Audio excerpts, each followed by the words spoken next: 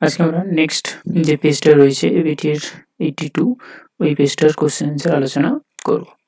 ঠিক আছে, আমাদের প্রথম প্রশ্ন যেটা বলা হয়েছে যে বিভিন্ন সঞ্চয়জাত ভূমিরূপ অর্থাৎ বিভিন্ন সঞ্চয়ের ফলে করতে যে সমস্ত ভূমিরূপগুলি রয়েছে সেগুলো সৃষ্টি হয় যে প্রক্রিয়ার ফলে, সেটা হবে আমাদের হচ্ছে কি আরোহণ প্রক্রিয়ার ফলে। কোন প্রক্রিয়ার ফলে? আরোহণ প্রক্রিয়ার ফলে। নেক্সট বলা আছে জলপ্রপাতের পাদদেশ, অর্থাৎ জলপ্রপাত বলতে আমরা দেখেছিলাম কি যে আমাদের জলরাশিটা যখন হঠাৎ করে নিচে এসে পড়ে যাচ্ছে, তো সেই জলপ্রপাতের পাদদেশে যে গর্তের সৃষ্টি হয় সেই গর্তটাকে কি বলা থেকে? গর্তটাকে বলা থেকে প্রপাত কূপ। গর্তটাকে কি বলা থেকে? প্রপাত কূপ। নেক্সট বলা আছে হিমালয়ের পর্বত নীলকণ্ঠ। ঠিক আছে, নীলকণ্ঠ কি? একটি হচ্ছে পিরামিড চূড়ার উদাহরণ। তাহলে হিমালয় পর্বতের নীলকণ্ঠ হচ্ছে কি? একটি পিরামিড চূড়ার উদাহরণ।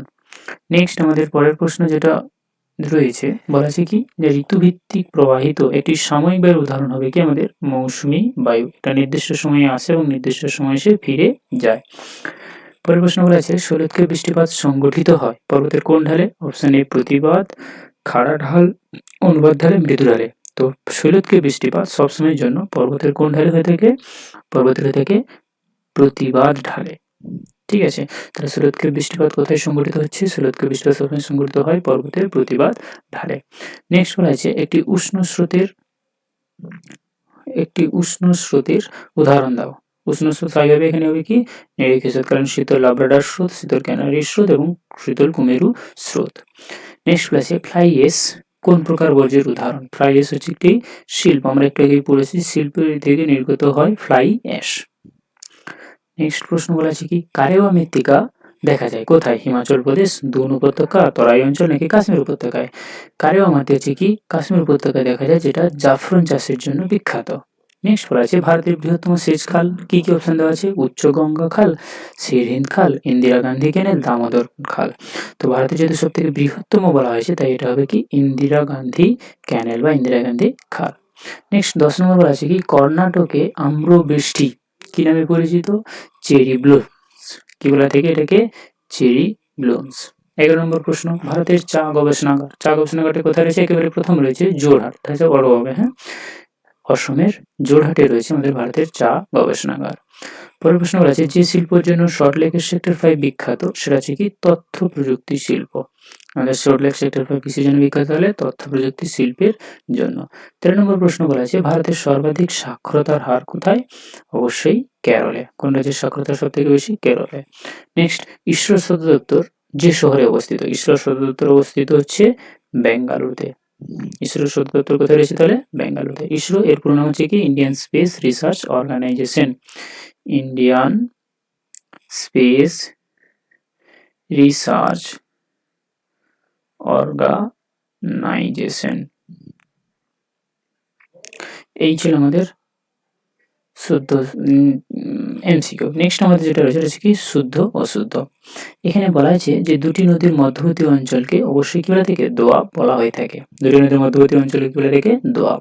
এটি নদী দুটিতে জল বেড়ে গেলে ডুবে যায়, আর যদি জল দ্বারা কখনোই ডুবে না যায় এবং ভূভাগটা যদি উঁচু হয় তখন সেটাকে আমরা বলবো কি জলবিভাজিকা।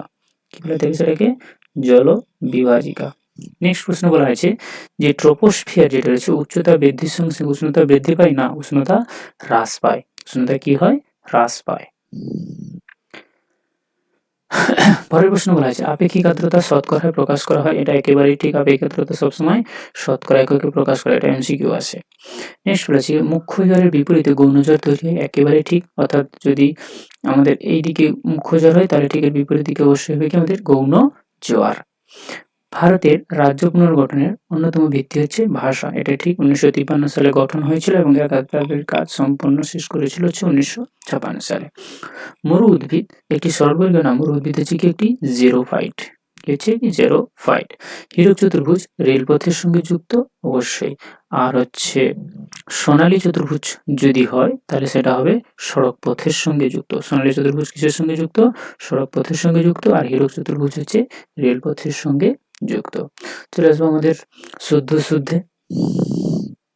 ঠিক আছে, প্রথম প্রশ্ন আমাদের যেটা বলা হয়েছে যে অর্ধচন্দ্রাকৃতি যে বালিয়াড়ি রয়েছে সে অর্ধচন্দ্রাকৃতি বালিয়াড়ি বারখান নামে পরিচিত। কি নামে পরিচিত? বারখান নামে পরিচিত। ড্যাশ বা স্তরকে পৃথিবীর ছাতা বলা হয়। এখানে ওজোন স্তরকে পৃথিবীর ছাতা বলা হয়। কেন? কারণ সে সূর্য থেকে আসা অতি বেগুনি রশ্মির হাত থেকে আমাদেরকে রক্ষা করে। নেক্সট বলা হয় বৃষ্টিপাত মাপক যন্ত্রটির নাম হচ্ছে কি? রেন গজ।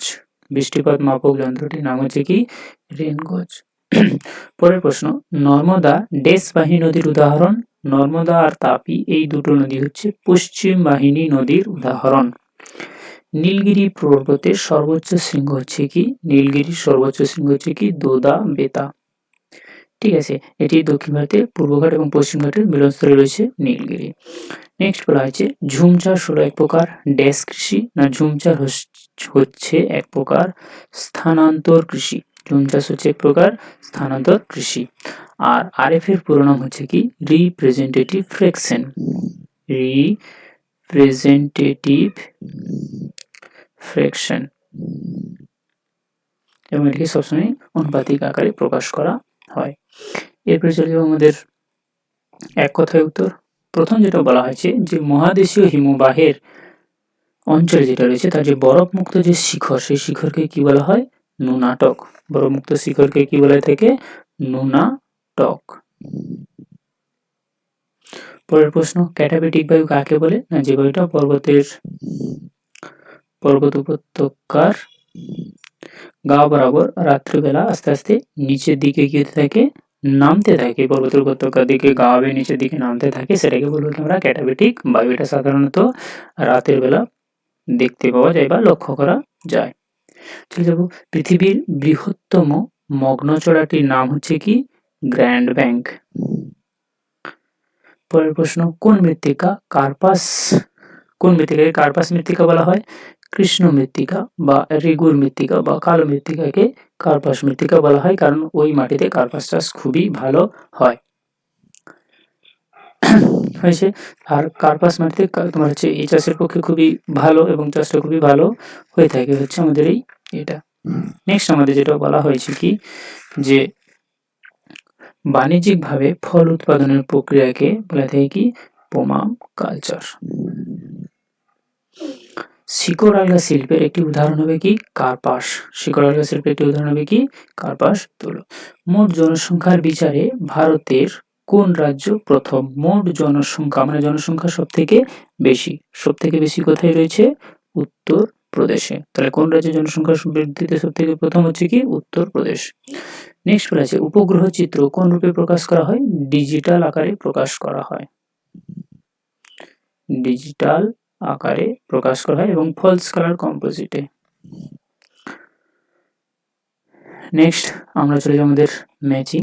আচ্ছা, এলনিনো হবে শিশু খ্রিস্ট। এলনিনো হবে কি? শিশু খ্রিস্ট। মেঘালয় রয়েছে শিলং, একটি বৃষ্টির ছায়া অঞ্চল। পাঞ্জাবে হয়েছিল সবুজ বিপ্লব। আর দেরাদুনে রয়েছে সার্ভে অফ ইন্ডিয়ার সদর দপ্তর, যেটাকে আমরা SOI বলে থাকি। সার্ভে অফ ইন্ডিয়া সদর দপ্তর রয়েছে কোথায়? দেরাদুনে। এই ছিল আজকের 82 পেজের সমস্ত ছোট প্রশ্নগুলো। এর নিচের দিকে একই রকম ভাবে আমাদের কিছু বড় প্রশ্ন রয়েছে। ঠিক আছে, এই কোশ্চেনটা খুবই গুরুত্বপূর্ণ, যে শুষ্ক এবং মরু অঞ্চলে বায়ু এবং জলধারা মিলিত কার্যকরে গঠিত ভূমিরূপ। এই কোশ্চেনটা আসার এবারে সম্ভাবনা সব থেকে বেশি রয়েছে। এটা যদি না আসে তাহলে আসবে নদীর ক্ষয়কার্যের ফলে গঠিত ভূমিরূপগুলি সম্পর্কে আলোচনা করা। এই দুটোর মধ্যে যে কোনো একটা অবশ্যই আসবে। এবং তার সঙ্গে আরেকটা যেটা হচ্ছে কি, উষ্ণতা তারতম্যের কারণ বা বিশ্ব উষ্ণায়নের প্রভাব। এই দুটো থেকে একটা প্রশ্ন আর এই দুটো থেকে একটা প্রশ্ন অবশ্যই আসবে। মানে এখানে 5-10 নম্বরের প্রশ্নটা এই দুটো 4টার মধ্যে থেকে যে কোনো একটা অবশ্যই আসবে। ঠিক আছে, এই ছিল আজকের বিষয়। সবাইকে থ্যাংক ইউ। কেমন লাগলো অবশ্যই নিচে জানাবে।